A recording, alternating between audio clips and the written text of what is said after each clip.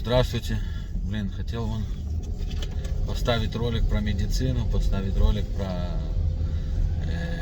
Афганистан, там, что я думаю по этому поводу, по последним событиям в Афганистане, потому что это очень важно для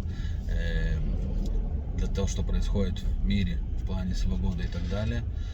Но тут из огня так в полымя. Вот только вчера поставил ролик про Россию и Украину, и сегодня, к сожалению, эти действия перешли туда, куда все надеялись, что они не перейдут. О чем я очень сожалею. Я не могу знать толком, что там происходит, потому что, опять же, я всегда стараюсь смотреть на обе стороны и попытаться найти золотую серединку, но в данном случае, когда я смотрю СМИ России, которые, опять же, конечно же, будут пропагандировать определенную политику своего правительства, и смотрю СМИ Украины, которые пропагандируют свою политику, тяжело понять, в их ситуации тяжело понять, где найти золотую серединку там, и какие на самом деле факты являются, что именно является фактом и как понять это. Ну, во-первых, знаю одно. То, что происходит, это ужасно. Неважно, с какой стороны вы стоите, Россия или Украина. Это просто ужасно, потому что в конечном итоге гибнут люди, погибнут люди. И даже с тем, что Путин говорит, что вот, мирное население, нечего переживать. Но слушайте, у мирного населения есть дети, которые служат в армии, которые погибают с обоих сторон. Потому что, как бы он ни говорил, что мирному населению нечего переживать, есть что переживать. И да, это повлияет на мирное население, и да, это принесет много скорби обоим народам, неважно, с какой стороны вы воюете. Вот. Еще одно большое, то, что увидел, это то, что у нас в Канаде происходит на меньшем, конечно, на меньшей территории, что вот это разделение между народами, в России и Украине, кроме разделения между народами, еще происходит этот огромнейший раскол между Украиной и Россией.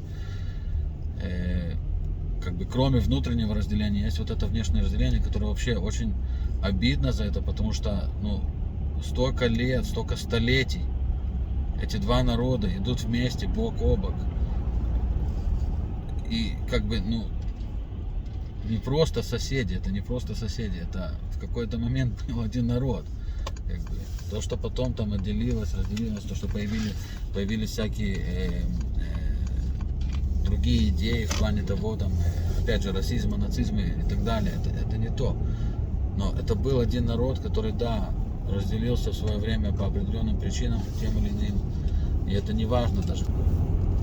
Но народ был один, и сейчас вот этот раскол, я смотрю новости, читаю новости, например, Украины, и смотрю там комментарии людей, ненависть просто бьет ключом, причем в обе стороны, и в украинских СМИ, и в русских СМИ люди комментируют с обоих стран, и просто, я не знаю, они не понимают, что происходит. Я еще как-то могу понять украинцев, у которых война идет на их территории. Они те, которые страдают сейчас от этого всего. Но не могу понять то, что и Россия, и россияне, не Россия, а россияне, и украинцы не понимают одной простой проблемы. То, что происходит сейчас, это не борьба зла с добром или что, это борьба зла со злом. И Украина просто находится посрединке. Украина невинная, она не злая и не добрая, она просто попала посрединке. Для украинцев хочу сказать одно: если вы думаете, что НАТО придет к вам на помощь, были бы вы в составе НАТО или не в составе НАТО, или кто-то, послушайте, ребята, никто ни за кого воевать не будет. Немцы не пойдут воевать за украинцев, англичане не пойдут воевать. Да, они могут помочь техникой, они могут помочь оружием и так далее. Если украинцы считают, что они отстаивают правое дело и все это, воевать могут только украинцы, потому что никто за них не впишется, так же, как за любую другую страну. То, что они вам рассказывают, что вот, если бы Украина была в составе НАТО, то мы бы вмешались. Да чушь это. Украина суверенная страна. Страны Европы тоже суверенные страны. Если Украина сегодня взывает о помощи, о военной помощи против агрессии на этот момент любая страна имеет право пойти и помочь. Послать войска, она суверенная страна. Причем тут НАТО вообще? НАТО это хорошо для понятия, как бы, чтобы иметь... Нет такого. Ну послушайте, страна, если просит, чтобы вот... Возьмите Путина. Провокация, не провокация, пропаганда, не пропаганда. Вот в принципе, как бы все понимают, что Донецк и Луганск вообще ни при чем. Но вот он показал НАТО, что значит вписываться за кого-то. Да, это простая причина, которую он взял для того, чтобы начать военные действия. Но вот Донецк типа его попросил с Луганском помочь. Он пошел и помог. Опять же, не спорю, как это было сделано. Понятно, что это абсолютная ерунда, провокация. Просто называется найти причину для того, чтобы начать боевые действия. Но где эта Европа? Где Америка? Вот Украина попросила помощи. И все, что они могут сделать, это послать деньги, послать вооружение, которое, я не уверен, что самое свежее. И все. И рассказывать, что вот, если бы Украина была в НАТО. Ну вот возьмите, Литва в НАТО. Литва сейчас приняла чрезвычайное положение, боится, что Россия тоже как-то может что-то сделать. Ну вот, немцы послали им 250 военнослужащих и 150 транспортной техники. И что? 250 военнослужащих это то, что спасет Литву или кого-то другого, если против них начнет кто-то войну? Вот сейчас пошлют они, например, 500 военнослужащих в Украину. И это как это? Кому это пощекотит что-то? Вот это просто украинскому народу надо понять, что воевать за них никто не будет. И что если вы считаете, что дело правое, вы должны встать. Опять же, какое-то дело, это ваше дело. Я не могу знать отсюда, потому что не могу даже понять, что происходит только там. Я просто говорю, что если вы считаете, что дело ваше и дело правое, вы должны встать, как и любой другой народ. Должны встать и бороться за ваше правое дело. Потому что ожидать, что кто-то будет бороться за вас, это, ну, как бы, не знаю, наивность. Или может даже хуже. Вот. Теперь в плане России, опять же, есть у меня ролик про почему именно вся эта заварушка идет. И столько лет уже идет. Послушайте, я понимаю, что с российской точки зрения это защита, и в какой-то степени, опять же, я говорил про то, что НАТО и Америка, вот что они несут и так далее. И я, да, понимаю эту точку зрения, то, что делает Путин, но то, что Путин борется там за право на внешнем, за право в мировой политике и так далее, то, что он сейчас зашел в Украину, то, что это не должно влиять на ваши отношения к другим людям, к украинцам, которые пострадают, которые, в принципе, из-за того, что Запад... Путин сказал просто все. Он просто это все сказал сам. Он сказал, Запад и НАТО должны отвалить от моих границ, иначе будет плохо. Он это так прямо и сказал. Борьба идет не с украинцами. Борьба идет с НАТО и с Америкой. Украина для НАТО и Америки это просто полигон боевых действий. Это делать свое дело чужими руками на чужой территории. Вот что такое Украина. На данный момент для НАТО и для Запада. Я вам это гарантирую. Поэтому я очень прошу россиян. Идет эта война, военные действия, как бы вы это ни назвали.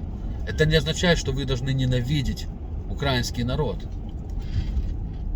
Понимаете? Это не означает, что вы должны писать гадости им и так далее, даже если они пишут гадости вам. Вы должны их понять чуть-чуть. Война идет на их территории, и они страдают больше всего. Поэтому то, что они могут поддаться эмоциям и писать какие-то гадости, не означает, что вы тоже должны это делать. Потому что я верю, что народ в большей части, да, понимает. Даже с этой пропагандой СМИ и все это, и промывкой мозгов, я верю, что народ понимает, что тут не так все просто. И народ понимает, что украинцы как народ им не враг. Это вот эти вот политические элиты, вот эти вот затеяли, это ради денег, ради продажи оружия, ради этого, ради влияния на мировую политику. Вот для чего это все затеяно. Это не означает, что украинский народ вам враг. Украинский народ сейчас страдает. Потому что неважно, Запад прав, Россия права. страдает украинский народ сейчас. И поэтому, когда вы пишете свои комментарии, попытайтесь понять, что этот народ был ваш братский народ в течение столетий. А сейчас вы просто ненависть выплескиваете в ихнюю сторону, и это неправильно. Потому что, живя где-то 10 тысяч километров от них, сидеть и кричать там на них, что они такие-сякие, ну послушайте, война идет, они не нападали на Россию. Война на данный момент на их территории. Они попали под раздел просто. Потому что Запад не может утихомириться, а Россия боится за свое место в мировой политике. Все, вот за что идет война. Они просто попали под раздачу. Вы это должны понять, должны это осознать и должны перестать ненавидеть украинский народ. Они тут ни при чем абсолютно. Да, им промыли мозги тоже, так же, как и вам промывают мозги. Про НАТО, НАТО нас спасет, мы вступим в НАТО, и тогда мы будем независимыми. Нет, они независимы были до этого. Украина независимая страна. С НАТО или без НАТО. И они вот сейчас убедятся, что НАТО помочь им может только разговорами, помочь им может только деньгами и кое-каким оружием. Воевать они за них не будут. И даже санкции, которые НАТО и Запад ведут, послушайте, от этих санкций пострадает как Россия, так пострадает и пол Европы. Поэтому в какой-то момент начнется серьезное давление на политиков Европы, отменить санкции, чтобы сама Европа тоже не загнулась. Понимаете? И это все ерунда. Воевать за Украину никто не будет, кроме самих украинцев. Поэтому пострадают только украинцы.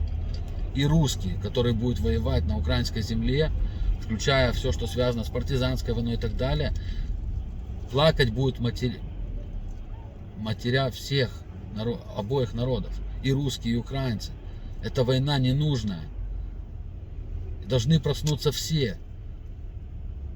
И прежде всего, опять же говорю, что если бы я верил бы в то, что НАТО действительно сможет кого-то защитить, я бы сказал, ну да, можно понять Украину, хочет почувствовать себя в безопасности там.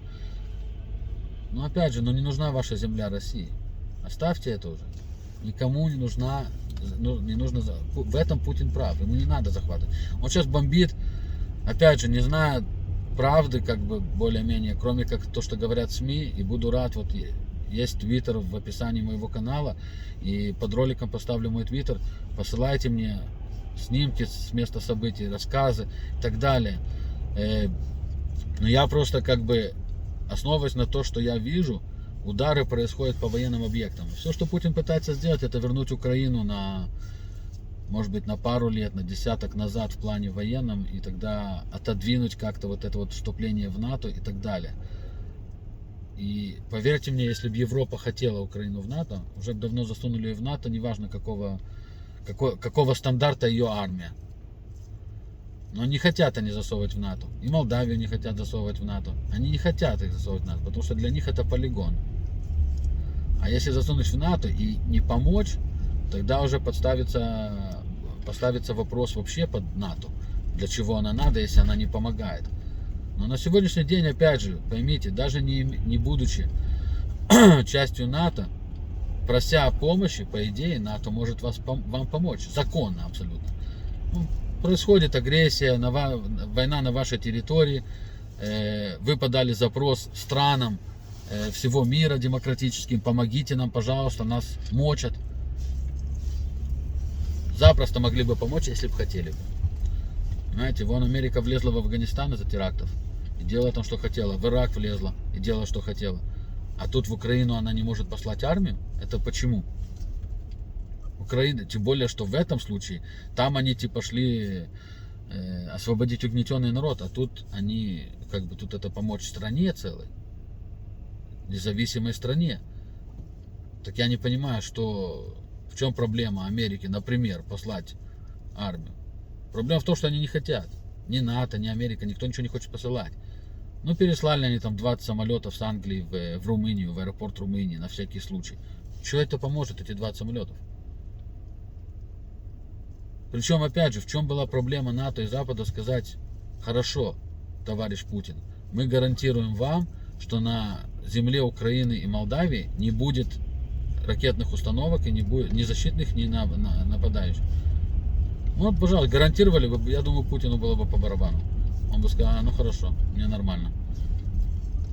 Почему они не хотят гарантировать? В чем проблема гарантировать это? Если для вас действительно важно НАТО, Европа, для вас важна Украина, что была бы в составе Европы. Если для вас это важно, так не трогайте военные свои установки, не ставьте их на территориях Украины, Молдавии и так далее. Не надо, зачем? Вот у вас есть, все равно есть Украина. Дайте Украине жить, вести европейский стиль жизни, без всяких каких-то там установок на их территории. Они будут себе спокойно жить, у вас будет разделительная полоса между Россией и Европой. Вот. Ну, я просто не понимаю, как бы. Но опять же, самое главное в этом ролике, это просьба людей оставаться людьми. И понять, что то, что происходит сейчас, это ужасно. Во всех его, как бы вы на это ни смотрели, пострадают все, кроме американцев и НАТО. Пострадает и Россия, и Украина. Потому что погибнут люди и с той, и с другой стороны. И плакать будут матери и той, и другой стороны. И да, повлияет это на гражданское население. И с той, и с другой стороны. Потому что, когда люди умирают, это влияет на всех. Поэтому опомнитесь. Я знаю, что много вы сделать не можете, но хотя бы перестаньте показывать свою ненависть и ненавидеть ваших соседей с обоих сторон. Потому что это то, знаете, вот мы говорили о Канаде тут, что вот раздели и властвуй. Вот сейчас получается то же самое. Я не понимаю, я вообще не знаю, как вот Трампа, к слову так сказать, опять же, неважно, поддерживал бы я его или нет, он, по крайней мере, сказал сразу, что, ребята, давайте заниматься Америкой. Вот мы американцы, надо заниматься Америкой. Надо сначала исправить Америку, улучшить уровень жизни американцев. Чего нам лезть куда-то? Зачем нам куда-то лезть? Вот в чем мы должны? Вот, для чего нам? НАТО, они хотят сами себя защищать, пусть защищают. Мы дадим им чуть денег, вот, но мы не должны оплачивать весь НАТО теперь. Мы должны оплачивать Америку. Понимаете? А Трампа увели, и вот сейчас вот получается, все кричали, что он пророссийский и так далее, вот увели его. А сейчас получается вот что происходит, вот до чего докатились. Вот. И я надеюсь, что Путин после вот этой, что эта операция, которую он сейчас делает, будет очень короткой. И вот он, в принципе, я думаю, добился более-менее того, что хотел, уничтожив там военные склады, военные аэродромы и так далее, там нанеся урон военной мощи Украины, если можно ее так назвать. И вот я надеюсь, что это будет действительно короткая такая операция, и она очень быстро закончится, как с минимальными жертвами с обоих сторон. Вот. Но потом я думаю, что украинскому народу надо серьезно подумать. Не то, что Россия хочет хорошее для Украины, но так как вы считаете, что Россия не хочет хорошее для Украины, я сомневаюсь, что НАТО или Америка хочет что-то хорошее для Украины. Я считаю, что украинцам пришло время встать и жить самим, как как действительно независимая страна, и решать самим свою судьбу, не опираясь ни на НАТО, ни на Америку, ни на Европу, а просто жить, поднимать уровень жизни в своей стране, работать, развиваться, продвигаться и так далее. И вот тогда я думаю, что жители Украины будут счастливы, и думаю, что России, в принципе, будет по барабану на то, что происходит на Украине, и вмешиваться тоже и не надо будет. Вот. Держите нейтралитет в плане войны между Западом и Россией. Просто встаньте нейтрально, и вас никто не будет трогать. И забейте на это все. У вас жизнь одна. Каждый человек живет одну жизнь. Жизнь она только одна, немного. Поэтому надо прожить ее хорошо. Потому что, да, может, есть люди, которые верят там, в следующей жизни и так далее, но я более так реалистично смотрю на жизнь. Неважно, какая ваша вера, на данный момент вы живете вашу жизнь, и эта жизнь должна быть прожита нормально. Поэтому думайте о том, как вы живете свою жизнь. Не вписывайтесь вот в эти игры. Вы просто, получается, Украина это просто как пешка, разменная пешка между Россией и Западом. Не давайте им повода. Оставьте их обоих в покое и живите сами своей страной.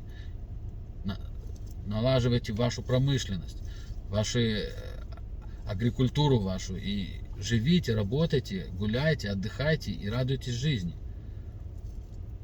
Не давайте вашему президенту, нынешнему или прошлому, в принципе это прошлый президент начал, Порошенко, Зеленскому как бы у него не так сильно есть куда деваться, очень неплохой парень как бы, вот, и не давайте вашей политической элите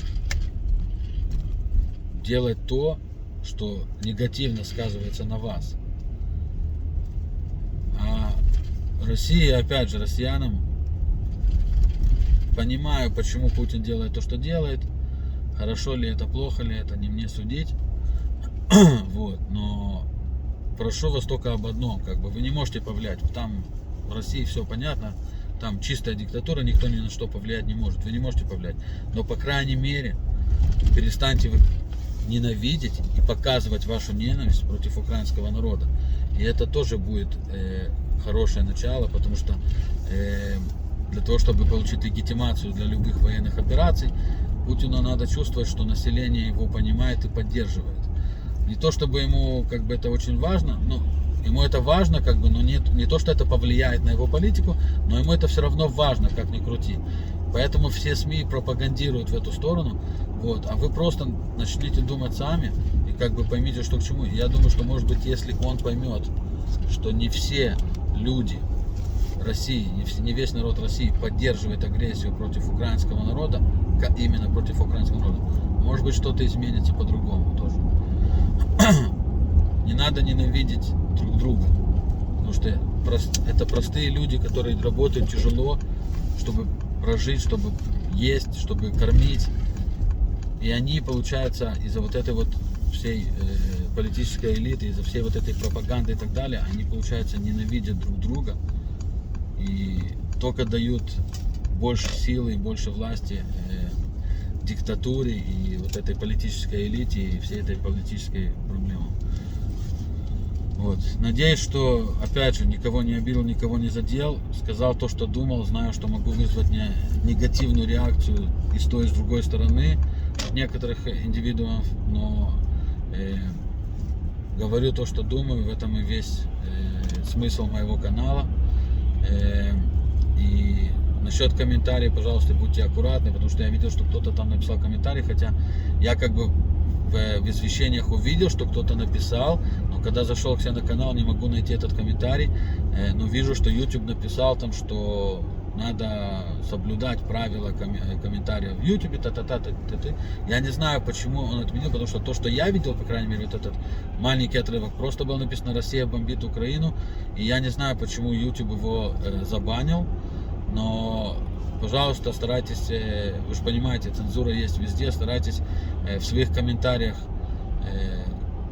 я даже не знаю в этом комментарии, что он должен был избегать, почему YouTube его забанил, но если вы видите, что вас забанили, напишите мне в Twitter, я проверю и попробую каким-то другим способом выложить ваш комментарий, потому что я лично не делаю никакой цензуры, но YouTube, оказывается, делает это. Первое, я только недавно открыл канал, понятия еще не имею, как толком это работает, но вот судя по этому комментарию, кто-то до этого тоже мне написал, что комментарии удаляются, и я не мог понять, как и почему, потому что я этого не делал, но вот я так понимаю, что у нас есть цензура с канала YouTube, который может это сделать, если считает, что это нарушает